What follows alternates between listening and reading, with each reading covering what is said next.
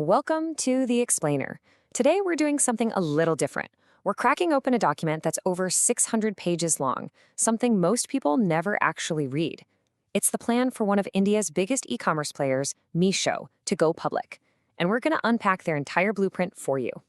So what on earth is inside a 600-page document like this? Well, it's officially called a draft red herring prospectus, or RHP, but you can think of it as the ultimate tell-all for a company. It's a super data-packed blueprint of their past, their present, and their future plans, right before they ask the public for money. Look, our job here is to cut through all that noise. We've spent the time digging through hundreds of pages of really dense financial data and, all that legal jargon. And we've pulled out the key numbers and charts you really need to see. So let's get right into it. And just so we're all on the same page, let's do a quick refresher on what an IPO is. It's a huge milestone.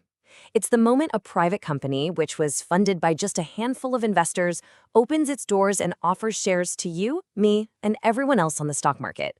It's their big public debut. Okay, let's dive into the business itself. And honestly, the best way to really get your head around what Meesho is doing is to just look at the raw numbers. They really paint a picture of its massive scale and its reach across India. So first up, there's a metric you're going to see a lot: annual transacting users, or ATUs. Now, this is really important. This isn't just counting app downloads or, people browsing the site. This is the actual number of unique people who have bought something in the last year. It's the real measure of their active customer base. And wow, that number is absolutely staggering. As of their latest filing, Meesho had over 234 million of these annual transacting users. Just to put that into perspective for you, that's a customer base bigger than the entire population of Brazil. It's huge. And this table right here, this shows you just how fast they're moving. Just look at this. In only 2 years, their user base shot up from about 136 million to almost 200 million. But what's even crazier is that the number of orders placed nearly doubled, going from 1 billion to almost 2 billion. I mean, that is the very definition of hypergrowth. Now, this is where it gets really interesting. Let's talk about how people are actually paying. A massive 72% of their orders are still cash on delivery. This is such a crucial detail. It tells you a story, right? It says that Meesho's core customer is probably pretty new to e-commerce and maybe doesn't have or just doesn't fully trust digital payments just yet. But here's the trend line, and this is the key. While cash is still king, its kingdom is shrinking. I mean, back in 2023, it was almost 89% of all orders. Now it's down to 72%. And at the same time, look at the other side. Prepaid digital orders have more than doubled, from just 11% to 28%. That is a massive shift in how people behave, and it shows that trust in the platform is definitely growing. Okay, so keeping that incredible user growth in mind, let's zoom out a bit and look at the bigger picture. I mean, why is a company like Meesho growing this fast? Well, it's because they're playing in one of the most dynamic, most exciting retail markets on the entire planet. Get a load of this number. The total retail market in India for fiscal year 2025 is valued at a colossal 83 trillion rupees. That's just a little shy of 1 trillion US dollars. This is the massive playground that Meesho and all its competitors get to play in. And that market isn't just big. It's projected to get way bigger.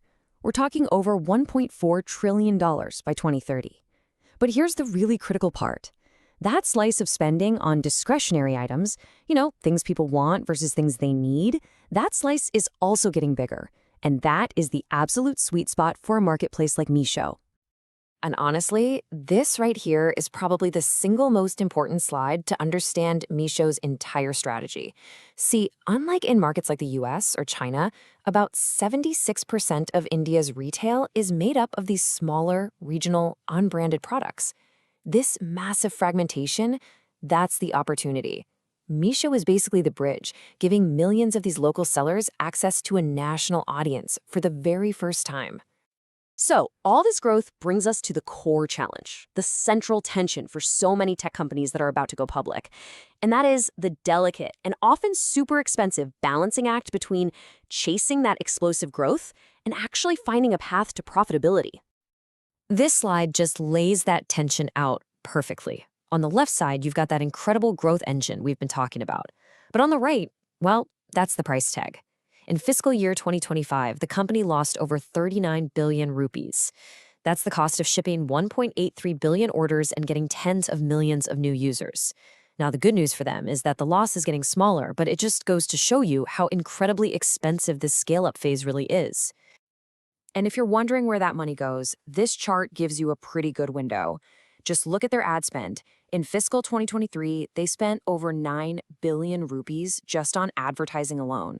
And yeah, while they've managed to bring that number down some, it's still a massive, massive investment they have to make just to stay on people's radar in such a competitive market. All right, every investment has risks, and in an IPO prospectus, a company is legally required to lay out everything, and I mean everything that could possibly go wrong.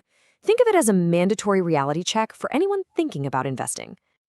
So, what is it that keeps the leadership at Meesho up at night? Let's take a look at the key risks that they themselves have pointed out, directly from their own filing. This is the stuff they are legally obligated to warn investors about. So the company highlights a few big ones. First, logistics. They're completely dependent on other companies to deliver their packages. Second, payments. That high rate of cash on delivery we talked about, it creates all sorts of operational headaches. Third, competition is just fierce. Fourth, quality control. When you're a marketplace with millions of sellers, you constantly have to worry about the quality of the products. And finally, tech. Their entire business lives and dies on their cloud infrastructure running perfectly 24/7. Okay, so with all that in mind, the incredible growth, the high costs, the risks, how does Meesho actually plan to use the money from this IPO to build for the future? Well, the document lays out a pretty clear blueprint. This one quote from the document really just nails the core of their strategy. It's all about technology. I mean, think about it. To handle billions of orders and hundreds of millions of users, your digital foundation has to be absolutely rock solid, and it has to be able to scale pretty much infinitely. And they are absolutely putting their money where their mouth is. The filing is very specific. Nearly 14 billion rupees, that is a huge chunk of the money they raise, is earmarked for one thing: scaling up their technology and their cloud infrastructure. So here it is, their four-step plan. First, beef up that tech backbone with more AI and machine learning. Second, use the money to hire and keep the best tech talent out there. Third, use all that new tech and talent to make everything more efficient. We're talking logistics, seller management, you name it. And finally, step 4, always keep an eye out for smart acquisitions that could help them grow even faster. And that, right there, brings us to the final multi-billion-dollar question. See, Meesho runs what's called an asset-light model. They don't own big warehouses or fleets of delivery trucks, which lets them scale super fast. The question is, can this model, which is so focused on India's huge, value-conscious market, not only keep up this incredible growth, but also finally find a path to long-term sustainable profitability? The answer to that is going to be a defining story for the future of Indian e-commerce.